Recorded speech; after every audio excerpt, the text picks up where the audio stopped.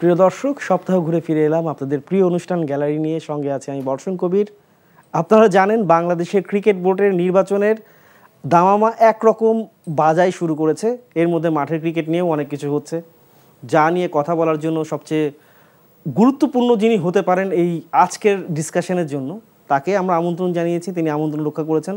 বাংলাদেশের ক্রিকেটের সাবেক অধিনায়ক খালেদ মাহমুদ সুজন, আপনাকে স্বাগত। আপনি সাবেক পরিচালকও বটে বিসিবি, হ্যাঁ, যে বোর্ড এখনও চলছে সেই অংশে আপনিও ছিলেন। জাস্ট 8 মাস আগে আপনি ওখান থেকে বেরিয়ে এসছেন। এই কারণে ট্যাগলাইনটা দেওয়া হয়েছে আজকের অনুষ্ঠানের, কোন দিকে ক্রিকেট কোন দিকে বিসিবি, কারণ দুটোই দিক নির্দেশনা বা নির্ণয় করতে পারবেন আপনি। মাঠের ক্রিকেটে এখনো পর্যন্ত আপনি কোচিংয়ের দায়িত্বে আছেন, still doing so many works with the cricketers. আর যেহেতু সদ্য আপনি ওখান থেকে বেরিয়ে এসছেন, বিসিবি নির্বাচনও যেহেতু সমাগত, আপনার টেকটা কি, মানে আসলে কোন দিকে বিসিবি? ক্রিকেটটাই আগে শুরু করি, যেটা আপনি মাঠের।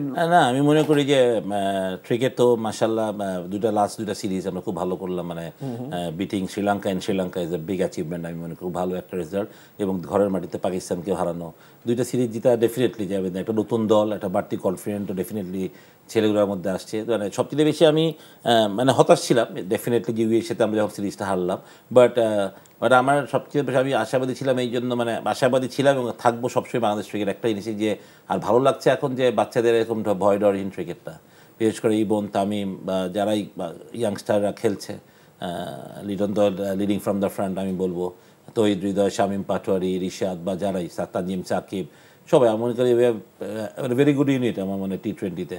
সত্যি কথা, এই ক্রিকেটটা যখন চলছে তখন আসলে অনেকগুলো কোশ্চেনও সামনে চলে আসে, তখন ক্রিকেট ম্যানেজমেন্ট নিয়ে কোশ্চেনটা চলে এসছে। তখন আপনি নিশ্চিতভাবে দেখতে পাচ্ছেন যে নাজমুল হোসেন শান্তকে যে the way he has been remove from his position, এইটা কি আসলে খুব প্রফেশনাল? আমাদের গত সপ্তাহে এখানে নাজমুল আবেদিন ফাহিমও এসেছেন, আপনি যেখানে বসে আছেন, উনি ব্যাখ্যা দেওয়ার চেষ্টা করেছেন, এবং আমাদের কাছেও মনে হচ্ছে অনেক তথ্য তালাশ করে এইটা আসলে আমিনুল ইসলাম বুলবুলেরই অনেক বড় চাহিদাপত্রের প্রতিফলন হচ্ছিল এই জায়গাটা, শান্ত সরে যাওয়াটা।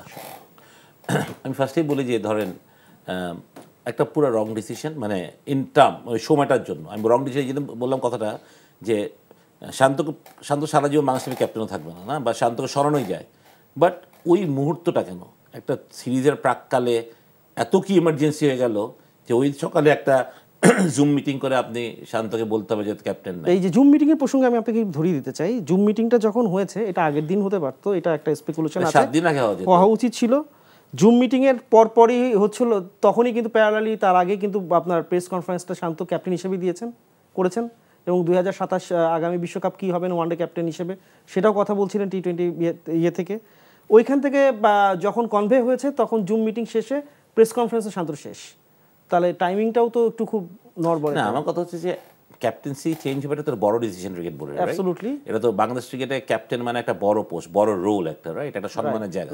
আপনি ওইটা তো এইভাবে সরাতে পারেন না। একটা দিনের নোটিশে শান্ত তার পরের দিন ফ্লাইট করবে, শ্রীলঙ্কা যাবে, একটা লম্বা সিরিজ যাবে। শ্রীলঙ্কা আমাদের কত কম্পিটিটিভ একটা প্রতিপক্ষ, তাদের এগেন্সে খেলতে যাওয়ার আগে ছেলেটাকে মেন্টালি আপনি কতটা ইয়ে করলেন, তার সম্মানহানি করলেন কতটা, ঠিক না? আমার কথা হচ্ছে এখনও যদি এসে এরকম প্রফেশনালিজম আমরা দেখাই, তাহলে তো আমাদের ব্যর্থতাই। আর আমি যেটা বললাম, ফাহিম ভাইয়ের কথা বলছিলেন আপনি, ফাহিম ভাই এসেছিলেন এখানে। আমার কথা হচ্ছে যে উনি তো ক্রিকেট কর্পোরেশনের chairman, and he need to lead from the front. এই দায়িত্বটা ওনার নেওয়া উচিত ছিল, যে সেটা বুলবুল ভাই হোক, প্রেসিডেন্ট যেহেতু আছেন, ওনাকে তাহলে বলা উচিত ছিল যে না স্যার, এটা এইভাবে এখন হবে না, আপনি এটা চেয়েছেন, এটা টু আর্লি, মানে এত অল্প সময়ের মধ্যে আমরা এখন এটা পারবো না, পুরো টিমের মধ্যে একটা পরিবেশ নষ্ট হয়ে যাবে। তার থেকে আমরা মনে করি শ্রীলঙ্কা সিরিজটা হয়ে যাক, শান্ত 3টা ওয়ানডেই তো ক্যাপ্টেন্সি করে আসুক, তারপর we can discuss about it, এবং শান্তকে আমরা তারপর চেঞ্জ করে দেবো। আপনি এইটুক ফাইট না করতে পারলে তো it's very difficult for the chairman. তাহলে আমি এটা কমিটির চেয়ারম্যান হবো কেন? আমার কমিটির চেয়ারম্যানের কাজটা কি? মানে আপনাকে বুঝতে হবে যে কমিটির চেয়ারম্যান কেন। আমাকে একটা দায়িত্ব দিয়েছে একটা কমিটির, আমি অপারেশনের কমিটি বা আমি যেমন ডেভেলপমেন্টে ছিলাম, তা আমার তো একটা দায়িত্ব ছিল যে to fight with the board, যে আমার এইটা লাগবে। এবং আপনি জিজ্ঞেস করেন বোর্ডে যারা তখন ছিলেন, আমি কিন্তু আমার ডেভেলপমেন্টের জন্য আমি ফাইট করতাম। এটার জন্য আমি অনেক সময় আমাকে অতবার অনেকে পছন্দও করে না, এই জন্য অতবার আগেও করতো, but I don't care, because it's আমার যদি আমি যতদিন আমি থাকবো আই উইল ফাইট। আর যদি আমাকে মনে করে যে না আমি ফাইট করতে পারবো না, তো আমি বলবো কেন আমি এখানে থাকবো। সুতরাং আমার তো থাকতে হবে। সুতরাং আমার মনে হয় যে এটা কাউকে ব্লেম না করে ফাহিম ভাইকে ব্লেমটা নিতে হবে first, because he lead cricket operation. তো ওনার এই জিনিসটা ওনার because is a former cricketer, উনি কোচ, উনি সব কিছু জানেন ক্রিকেট সম্বন্ধে, ওনার নলেজ যে কোনো লোকের থেকে ভালো। সুতরাং উনি যখন এটা কথাটা বলবেন, যেটা অন্য কাউকে চাপানোই যাবে না। বুলবুল ভাই ফর্মার ক্যাপ্টেন, বুলবুল ভাই জিনিসটা খুব ভালো বুঝেন যে একটা ক্যাপ্টেনকে যদি আপনি আগের রাতে সরাই দেন ক্যাপ্টেন্সি, এটা তো পাড়ার ক্রিকেট না যে আমি আবুনি ক্লাবের অধিনায়ক, কালকে খেলা, আজকে আমার জায়গায় হয়তো বা খালেদ মাসুদ প্যারেডকে অধিনায়ক দিয়ে দিল। এটা তো এরকম না, জিনিসটা তো ন্যাশনাল টিমের ব্যাপার এবং জাতির একটা মানে আমাদের সম্মানের ব্যাপারটাও তো আছে, ঠিক না? এটা তো ইন্টারন্যাশনালি যখন গ্লোবালি যাবে তখন মানুষ কী ভাববে আমাদের বোর্ডের প্রফেশনালিজম নিয়ে, তো সেটাও তো একটা ব্যাপার। সেখানে আমরা মনে টোটালি জিরো। আমার মনে হয় যে এখানে আমাদের মানে প্রাতিষ্ঠানিকভাবে আমরা we don't take the right decision এবং আমরা প্রফেশনাল কোনো অ্যাটিটিউড দেখাই। এই জিনিসটা যদি খালেদ মাহমুদ সুজন যখন বোর্ডে ছিলেন তখন যদি হতো, আমিনুল ইসলাম বুলবুল যদি অস্ট্রেলিয়া থেকে এসে তাহলে যে কথাগুলো বলতেন, আপনার কি মনে হয় এই জিনিসগুলো কি আবার ভাইস ভার্সা, মানে 2-4 বছরের মধ্যে পরিস্থিতি এতটাই চেঞ্জ হয়ে গেছে যে এখন এই প্রান্তে আসার পর একটা জিনিস আমাদের 12 বছর তো আমি বোর্ডের এগেইনস্টে কিছু বলতে পারিনি, কারণ আমি বলেছিলাম, আমি শুনেছি খালি, ঠিক না? তো আমার কাছে এটাই দুঃখের ছিল যে আমাদেরকে সাপোর্ট করার জায়গায়, ভালো কিছু বলার জায়গায় সবসময় কিন্তু আমাদের নেগেটিভগুলো, অবশ্যই একটা জিনিস চালাতে গেলে তো খারাপ হবেই। বুলবে আজকে চালাচ্ছেন, 2-1টা ভুল ডিসিশন হয়ে যাবে না, মানে আমার কথা বুলবে একটা ডিসিশন দিলেন, কিন্তু ডিসিশনটা যারা ইমপ্লিমেন্ট করবেন তারা হয়তো ঠিক মতো করলেন না, তো মানুষ কিন্তু বুলবের দিকে আঙুল তাকাবে। আপনাকে না মানতে হবে যে আপনি যখন সিটে বসবেন, কাজ করবেন, দায়িত্ব নেবেন, দায়িত্ব আপনি কাজ করলেই তো ভুল হবে। আপনি কাজ না করে আজকে ঘরে বসে থাকি, তাহলে আমরা কে ভুল ধরবে? আজকে যে আমি বিসিবিতে আমাকে কেউ ভুল ধরতে পারছে, কিন্তু আমি বিসিবিতে কাজ করলে তো আমাকে আপনি ভুল ধরবেন। আমার ভুল হইতেই পারে, খুবই স্বাভাবিক, কিন্তু আমার ভুলটা কি ইচ্ছাকৃত না অনিচ্ছাকৃত, বা আমি কি কমিটমেন্ট আছে বাংলাদেশ ক্রিকেটের প্রতি নাকি নাই, এই জিনিসগুলো ইম্পর্টেন্ট। সুতরাং আমরা 12টা বছর দেখেছি যে চুন থেকে পান খসলে অনেক কথা হতো, অনেক কিছু। হ্যাঁ, আমি বলছি না যে আমাদের বোর্ডের কোনো দুর্বলতা ছিল, অনেক দুর্বলতা ছিল, ব্যর্থতাও ছিল, অনেক ব্যর্থ ছিল, সেটা নিয়ে আলাপ আলোচনাও হয়েছে, অনেক কিছু হয়েছে, আমাদের আবার সাকসেসও ছিল, সেটাও কিন্তু কথা। তো আপনি এটা হবেই। তো আমার কথা হচ্ছে যে আমি সেই পথে যেতে, আমি বুলবুল ভাই কিংবা এই বোর্ডকে নিয়ে বা বোর্ডের ডিরেক্টরদেরকে নিয়ে আমি কোনো খারাপ কথা বলতে চাই না। আমি চাই ওনারা বিজ্ঞ মানুষ, একটা চেঞ্জের দরকার ছিল, চেঞ্জ এসছে, এই চেঞ্জের পর যদি আমরা ভালো কিছু দেখতে পাই, সেটাই তো আমরা সবাই চাই। আপনি চান, আমি চাই, বাংলাদেশের পুরো ক্রিকেট এই চেঞ্জের একটা প্যাটার্ন কি তাহলে হচ্ছে যে অস্ট্রেলিয়া থেকে রিমোটলি বিসিবি চালানো, ব্যাপারটা কি তেমন একটা? এটাও তো এক ধরনের চেঞ্জ। আমি জানি না, এখন যদি যেমন বুলবে সত্যি হতো, তার ফ্যামিলি থাকে অস্ট্রেলিয়ায়, তো উনি তো সারাদিনে থাকতে পারবেন না, ওনাকে একটা সময় ওনার যেতেই হবে। বাট আমার মনে হয় যে বিং আ প্রেসিডেন্ট 3 মাসের মধ্যে বুলবে যে সময়টা আমরা শুনেছি যে উনি 3 মাসের জন্য থাকবে, এই 3 মাসে উনি কি পরিবর্তন করতে পারবে সেটাই সবচেয়ে বেশি দেখার। গেম ডেভেলপমেন্টে প্রচুর কাজ করার চেষ্টা করছেন, গ্রাস রুট লেভেলে উনি ছুটে যাচ্ছেন, এটা মানে এক ধরনের ইনজেকশন দিচ্ছে বা ভালো কিছু হওয়ার বা ইন্ডিকেশনসও আছে ভালো। বাট যেই ডিপার্টমেন্টটা আমাদের সবচেয়ে সাকসেসফুল, ওটারই বেশি নাড়াচাড়া হচ্ছে। এটা আপনি বলতেই পারেন, যেহেতু আপনার আন্ডারেই আন্ডার 19 ওয়ার্ল্ড কাপ জিতেছে বাংলাদেশ, এশিয়া কাপ জিতেছে। কথা করি, আমাদের সিস্টেমটা এখন ডেভেলপমেন্টে এত ভালো যে কীভাবে আমি যতটুকু জানি, যেটা রেখে এসেছি বা যেটুকু আমি জানি, যে আমাদের কিন্তু এইচ লেভেল থেকে আন্ডার 14, 16, 18 খেলা হয়। এবারে কিন্তু 3 স্তরে খেলা হয়, আমরা কিন্তু আন্ডার 15, 17, 19 টিম তৈরি করি, রাইট? এবং এই পাইপলাইনে যখন একটা ছেড়ে ঢুকে তার কিন্তু ফুল স্কুলিং হয় 14 থেকে তার এই 19 যখন খেলা পর্যন্ত, এই 6 বছর 7 বছর কিন্তু সে বাংলাদেশ ক্রিকেট বোর্ডের আন্ডারে একদম খুবই ভালোভাবে অবজার্ভ থাকে, রাইট? মানে যারা বেস্ট প্লেয়ার হয়। তো আমার কথা হচ্ছে যে একটা টুর্নামেন্ট যখন মাত্র শুরু করলো, দেখলাম আমি যেখানে আন্ডার 18-এর কিছু প্লেয়ার খেলবে, আন্ডার 16-এর কিছু, এটা রাজশাহীতে হয়েছে, এরপর বগুড়া যাবে, এরকম শুনলাম। তাহলে শুনছিলাম যে এখানে ট্যালেন্ট হান্টিং হবে, রাইট? কিন্তু আনফর্চুনেটলি এখানে কিন্তু কোনো নতুন প্লেয়ার খেলছে না, যারা আমাদের সিস্টেমের প্লেয়ার, বাংলাদেশ সিস্টেমের পাইপলাইনের প্লেয়ার, তারাই কিন্তু এখানে খেলছে। তাহলে আপনি নতুন প্লেয়ার কোথায় পেলেন এখানে?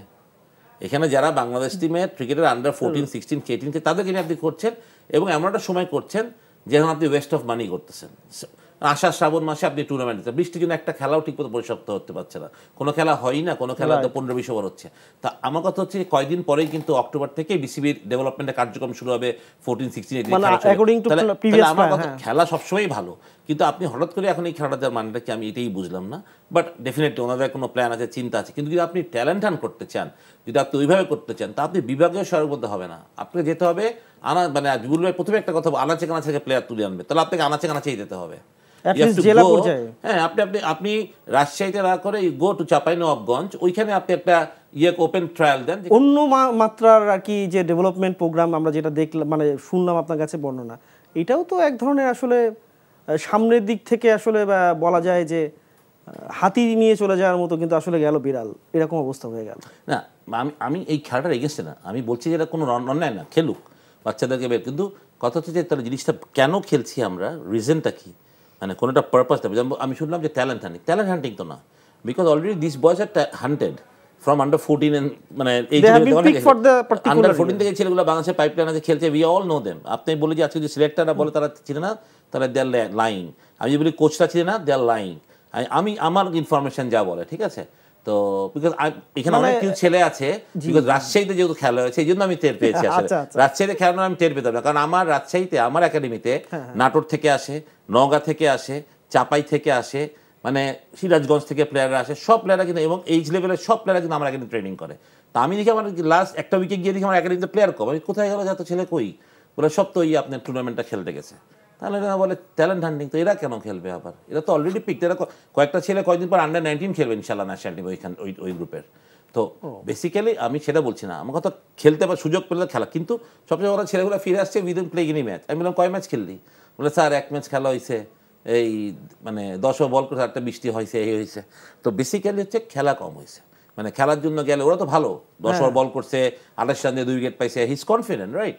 তো খেলা হইলে ভালো, কিন্তু রং টাইমে টুর্নামেন্ট হয়েছে।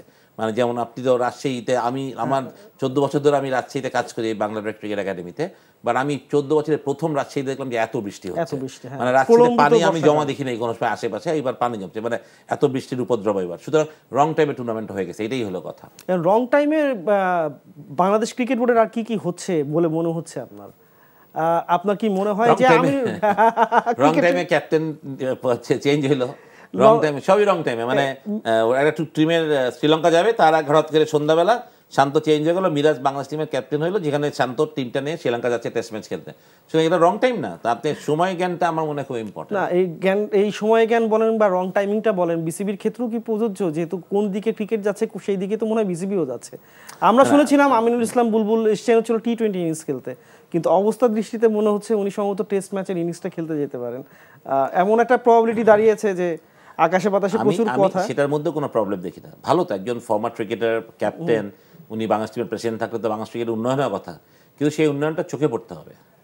উন্নয়নটা হচ্ছে যে মানে উন্নয়নটা আমি চোখে, বাংলাদেশে আমরা কি চাই আলটিমেটলি, সাধারণ মানুষের কাছে বাংলাদেশ টিমটা অনেক বড়, তাদের পারফরমেন্সটা অনেক বড়, রাইট। তারা বিচার এটাকে মানুষ দেখে যে বাংলাদেশ টিম জিতছে কেমন, হাঁটতে কেমন, প্লেয়ার আছে কেমন, এটাই খরচ করে।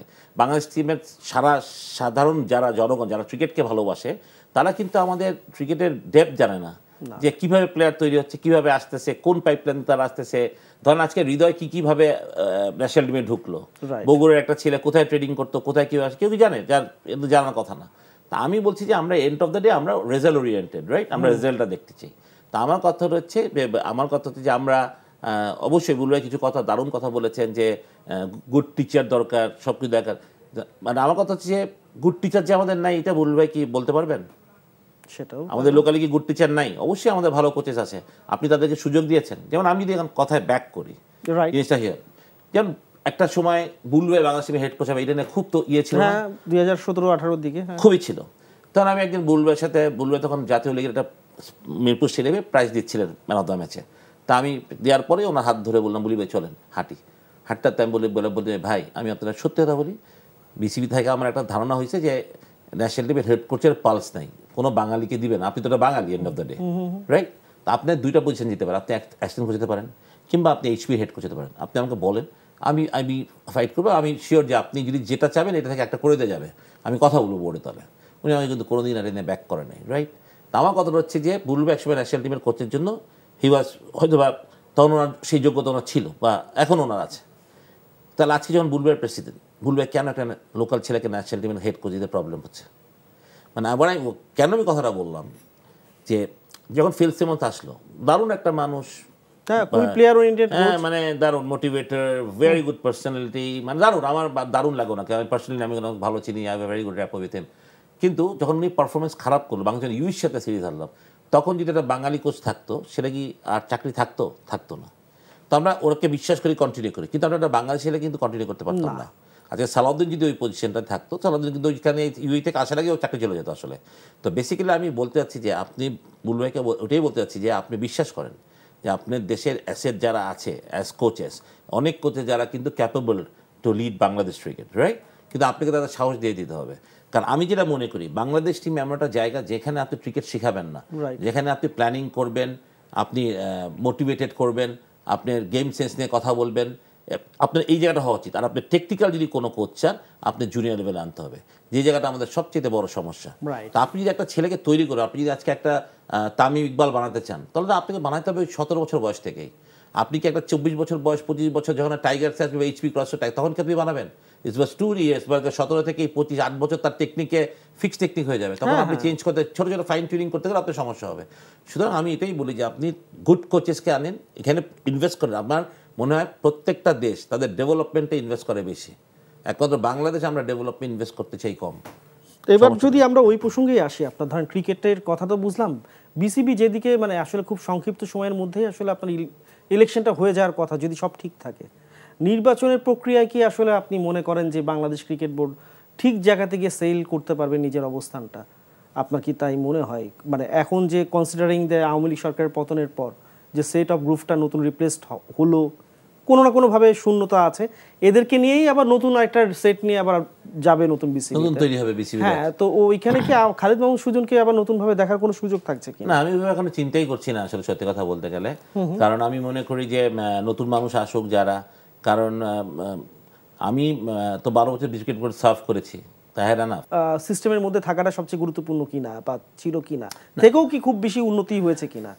আমি একটা ফার্স্ট কথা হচ্ছে যে আমি নিজের ঢোল পিটানোর ভালো না, তারপরে বলি যে আমি ওয়ান অফ দ্য মানে সবচেয়ে সাকসেসফুল বোর্ড ডিরেক্টর। আমি সাকসেসে নিয়ে দিয়েছি বাংলাদেশকে, ওয়ার্ল্ড কাপ চ্যাম্পিয়ন হচ্ছে, 2টা এশিয়া কাপ চ্যাম্পিয়ন হচ্ছে, আমি বলতেই পারি, রাইট? আমার এখান থেকে এখন যদি আপনি ন্যাশনাল টিমের সেট আপ দেখেন, এখান থেকে আন্ডার 19 ম্যাক্সিমাম প্লেয়ার খেলছে, এবং এটা আমার প্রথম থেকেই, মানে আমি যদি ওইভাবে বলি যে লিটন, মিরাজ, শান্ত, সাইফুদ্দিন, আপনার মুস্তাফিজ, এরা কিন্তু আবু হায়দার, কিন্তু 19 এখন লাস্ট 19 টিম দেখেন, সেখানে ইমন, তামিম, হৃদয়, শামীম, শরীফুল, এরা কিন্তু সব আমাদের 19-এর প্রোডাক্ট, রাইট? তো আমার কথা তো আমি সেটা বলতেই পারি, কিন্তু আমি যেটা বলতে পারি যে আমি কেন বললাম এছাড়া, কারণ আমি যেটা মনে করি চেয়ারম্যান মানে কিন্তু খুব ইম্পর্টেন্ট একটা রোল, রাইট? কিন্তু যেটা হচ্ছে যেটাকে আপনাকে সফলভাবে কাজ, মানে স্বাধীনভাবে কাজ করতে দিতে হবে, যেটা আমি পেয়েছি আমার বোর্ড থেকে। আমি এটা ফাইট করে হোক, যেমনি হোক, আমি রিসিভ করেছি। কিন্তু এর বাইরেও অনেকগুলো প্রশ্ন থাকে, যেমন সবকটা প্রশ্নের, যেমন আজকে যদি আপনি বলেন বিসিবির ইনডোর নাই কেন, এই দায়িত্বটা তো আমি এড়াতে পারবো না, because I am part of the board, right? কিন্তু আমি এড়াতে পারি, কিন্তু আমার ডিপার্টমেন্ট না, বাট আমি কিন্তু এটা বোর্ডকে আমার নিজের থেকে আমি বোর্ডকে একদম বই বানিয়ে প্রেজেন্টেশন করেছিলাম যে ভাই আপনি ইনডোর বানান। আমি পাগল ভাইকে ফার্স্টেই বলেছিলাম যে আপনি 10টা করে প্রতি বছর ইনডোর বানান। উনি বলেন তুমি পাগল নাকি? আপনি ঠিক আছে 5টা করে বানান, প্রায়োরিটি করেন। তো 4 বছর যদি আমরা বোর্ডে থাকি, তার মানে 20টা ইনডোর হবে, যেটা বাংলার সবচেয়ে প্রয়োজনীয় জিনিস, সেটা আমরা বানাতে পারি না, সেটা আমাদের ব্যর্থতা। তো যেমন আমি এটাই বলছি যে বিং এর বোর্ড ডিরেক্টর, তখন হয় কি সব দোষটা আমার নিতে হয়, বিকজ সবচেয়ে বড় কথা আমরা প্রতিদিন বোর্ডে গেছি, মানুষ আমাদের চেহারা দেখছে, হ্যাঁ, তখন আমাদের চেহারা দিয়ে কী হয়েছে, আমাদেরকে প্রশ্ন করছে। তখন তো বাংলাদেশে যে আরো 25 জন বোর্ড ডিরেক্টর আছে, কিন্তু সবাই ভুলে যায়। অফকোর্স এই 5 জন 6 জন আমরা যারা যেতাম, তারাই কিন্তু বারবার টিভিতে আসতাম, আদার দেন দ্যাট যারা অনেকে আছে যারা বোর্ড মিটিংয়ে পর্যন্ত আসে নাই। তা আমার কথা হলো এইভাবে চেয়ার ধরে রাখার দরকার। তো তাদের কেন আসতে পারে না? তারা বিদেশে থাকে, তাদের ব্যবসায়িক কারণে, তারা কি হয়, তাদের ব্যস্ততা আছে, আসতে পারে। তাহলে আপনি বোর্ড ডিরেক্টর হতে চান কেন? আপনি যদি ব্যবসাটাই আপনার প্রায়োরিটি হয়, যদি আপনি বিজনেস করেন না ভাই, বোর্ডকে সময় দেওয়ার জন্য তো লোক দরকার। মানে এই জন্য যার ডিপার্টমেন্ট, তাকে যদি আজকে, যেমন আমি যে কথাটা বললাম যে ফাইম ভাই নিড টু ফাইট ফর শান্ত, যে না শান্ত এই টুরের ক্যাপ্টেন থাকবে, তা আপনি তাকেই দিবেন বোর্ড, যে এরকম ফাইট করতে পারবে উইথ দ্য প্রেসিডেন্ট। আর আপনি যদি বলেন প্রেসিডেন্টের সাথে ফাইট করতে পারবে না, তাহলে আপনার বোর্ড ডিরেক্টর থাকার দরকার নাই। তাহলে কি বোর্ড পরিচালকের থেকে প্রেসিডেন্ট হওয়াটা আপনার জন্য বেশি কনভিনিয়েন্ট? আমি তাই বলি যে আমি যদি আমি যদি বোর্ডে ঢুকি, আমি প্রেসিডেন্ট হয়ে ঢুকতে চাই, তাহলে আপনি কিন্তু আমি আমার কাজ করতে পারবো না। কারণ আমি সবচেয়ে বড় কথা, আমি যদি মনে করি আমি যদি বোর্ড প্রেসিডেন্ট হই, কথার কথা, তাহলে যারা আমার ডিরেক্টর থাকবে, আমি তাদেরকে বলবো যে ভাই তোমরা কি করতে চাও, আমাকে আগে বুঝাইতে হবে যে বাংলাদেশ ক্রিকেটের জন্য উন্নয়ন হবে। যদি হয় প্রত্যেকটা ছেলে আমি কাজ করে দিব, আমি কোনোটা কাজ আটকায় রাখবো না। কিন্তু সেই সুযোগটা তো আমি পাবো না, কারণ আমি বোর্ড প্রেসিডেন্ট হওয়ার দৌড়েই থাকবো না কোনো সময়। কেন দৌড়ে তো অনেকেই আছে, তামিম ইকবাল পর্যন্ত আছেন, যিনি কোয়াবও অনেক রকম রিফর্ম হচ্ছে, মানে অনেকগুলো ব্যাপার আসছে। এটা কি আপনার কি মনে হয়? দেখুন, আমি এভাবে চিন্তাই করিনি আসলে, আমি আপনার সত্যি কথা বলি যে আমি এভাবে চিন্তাই করিনি। তো জিনিসটা হয়েছে যে আমি কথাটা বললাম যে বোর্ডের বর্তমান যে কনস্টিটিউশন অনুযায়ী supreme authority is president, he can, মানে উনি যেটা উনি can take any kind of decision. সুতরাং সেই জন্য আমি বললাম যে প্রেসিডেন্ট না হলে বোর্ড ডিরেক্টর হয়ে আসলে কোনো লাভ নাই। কারণ তাহলে আমাকে বলতে হবে, তাহলে আপনার প্রত্যেকটা ডিরেক্টর যারা হবে, তারা যখন ডিপার্টমেন্ট পাবে, চেয়ারম্যান হবে, তাদেরকে আপনার জবাবদিহি করতে হবে। তাহলে মানে আপনি এটা বলতে পারবেন, আপনি আরেকটা যেমন আপনি আম্পায়ার্স কমিটির ডিসিশন, এটা আপনি আমাকে জিজ্ঞেস করতে পারবেন না। যেমন আমি যখন বুমের সামনে দাঁড়াই, সুজন ভাই আম্পায়ার্সটা এরকম করলো কেন, why should I answer that? মানে আমি কারেক্ট, আমার কথা হলো যে আমি ডেভেলপমেন্টে কাজ করেছি, আপনি আমাকে ডেভেলপমেন্টে 1000 প্রশ্ন করেন, আই ডোন্ট কেয়ার। বাট আপনি আম্পায়ার কেন বাজে, উইকেট কেন খারাপ, মাঠ কেন কেনা হয় নাই, এগুলো তো আমার প্রশ্ন। এটার জন্য তো চেয়ারম্যান আছেন, they need to answer that. তো এটা তো হয় না বিসিবিতে। সুতরাং আমার মনে হয় যেমন অনেক চেয়ারম্যান আছেন তারা তো বোর্ডেই আসেন না। হ্যাঁ সেটা, হ্যাঁ, এখন যেমন আপনাকে আমি একটা কথা বলি, আমাদের অনেক কিছু পোস্ট ফ্যাক্টর হয়। কেন হয়? চেয়ারম্যানরা থাকে 1 মাস বিদেশে, সাইন করবে কে কাগজ, ডিসিশন নিতে পারে না, তো হবে কেমনে? তো আপনাকে ওই রকম লোক দিতে হবে যে ডেডিকেটেডলি বাংলাদেশ ক্রিকেটের জন্য কাজ করতে চাবে। মানে আমি খেলাটা চেয়ার নেওয়ার জন্য বিসিবিতে আসতে, আমি এই পক্ষের লোক আমি ইলেকশনে যেটা বললাম, তো যারা এরপর নেক্সট ইলেকশন করবেন, you make sure you give enough time to BCB. আমি 1 মিনিটে শেষ করতে চাই আপনার কাছে, মানে আপনি একদম ক্লিয়ারলি বলেন সাকিব মাশরাফি তামিম ইস্যুতে তো অনেক হট্টগোল, আপনি এর মাঝখানে অনেক মানে আপনি কি সাকিবের সঙ্গে কোনো ব্যাপারে কথা বলার সুযোগ পেয়েছিলেন এর পরে? এর মধ্যে সাকিবের সাথে আমার কোনো যোগাযোগই হয়নি। টাইমের সাথে আমার কথা বলতে হয় মানুষের, বা টাইমে সাকিবের সাথে আসলে অনেক দিনই যোগাযোগ। আপনার কি মনে হয় তামিম ইকবাল আসলে বোর্ড প্রেসিডেন্ট হওয়ার দৌড়ে থাকবেন, বা মানে ওনার সঙ্গে কথা বললে তো মনে হয় প্রেসিডেন্টই হতে চান? মানে যেটা আমরা তো মানে শুনি মিডিয়া থেকে, বা যেভাবে শুনি যে তামিমের সেই আছে, আমি কিন্তু আই এম নট এগেনস্ট যে কেউ বিসিবির প্রেসিডেন্ট হতে পারুক। আমার কথা হলো বাংলাদেশ ক্রিকেটকে যে ভালো সার্ভ করবে সেটা তামিম যদি হয়, ওয়াই নট? আমি বলি তাইমের যে নলেজ, বা তাইমের যে সবচেয়ে বড় কথা, তাইমের কিন্তু সারা বিশ্বব্যাপী একটা কানেক্টিভিটি খুবই ভালো। সুতরাং Tamim can be a good choice. সুতরাং আমার কথা হচ্ছে কে হবে না, যেমন এটা আমার প্রশ্ন না, কিন্তু বাংলাদেশকে সার্ভ করবে কে, ক্রিকেট কেমনে আগাবে? আমরা কিন্তু এক তর্কতেই আছি, যেটা আমি বলছিলাম কাদা ছোড়াছড়ির একটা আমাদের খুবই একটা ব্যাপার, যে ওই বোর্ড কি করেছে, আমি এই বোর্ড, আমি এর মধ্যে যাইতে চাই না। আমি এখন আপনি প্রশ্ন করলেন বলে আমি ভুলরা ধরবো, কিন্তু আমি বলবো না যে বুলবুল ভাই, ফাহিম ভাই এনারা কেউ ভুল চিন্তা করছেন, অথবা সঠিক চিন্তা করছেন। কিন্তু সঠিক চিন্তা আর সঠিক প্রয়োগের মধ্যে কিন্তু ডিফারেন্স। আমি অনেক কিছু চিন্তা করতে পারি, আমি বেশি থাকতে অনেক কিছু চিন্তা করতে, বাট আমি প্রয়োগ করতে পারিনি বলে আমি মনে করি না আমি সাকসেসফুল। মানে আমার কথাটা হচ্ছে আমাকে প্রয়োগ করতে হবে, তো সে প্রয়োগের জন্য আপনাকে প্রেসিডেন্ট হইতে হবে, to be very very honest. তাহলে তামিম, এই জন্য আমি বলি ফারুক ভাই এন্ড বুলবুল ভাই is very lucky they became president. So তাদের হাতে অনেক কিছু আছে, বিং এ ফর্মার ক্যাপ্টেন অথবা বাংলাদেশ টিমে, তারা এমন কিছু করে যাক যেটা বাংলাদেশ থেকে সারা জীবন মনে রাখতে পারবে। ফারুক ভাইকে অলরেডি অনেকে অনেক কারণেই মনে রাখবে, বুলবুল ভাইকে এখন কিভাবে মনে রাখবে এটা সময়ের কাছে ছেড়ে দিতে হচ্ছে। সেটাই বলে সুজন ভাই আপনাকে অনেক অনেক ধন্যবাদ। আরো আপনার সঙ্গে কথা বলতে গেলে আরো 20 মিনিট হাতে নিয়ে কথা বলা দরকার, কিন্তু আনফরচুনেটলি আমাদের হাতে সেটা নেই। আপনাকে অনেক কথা হবে। প্রিয় দর্শক, আজকের গ্যালারি এই পর্যন্তই। আগামী সপ্তাহে আবারও ফিরে আসবো, ততক্ষণ পর্যন্ত সুস্থ থাকুন।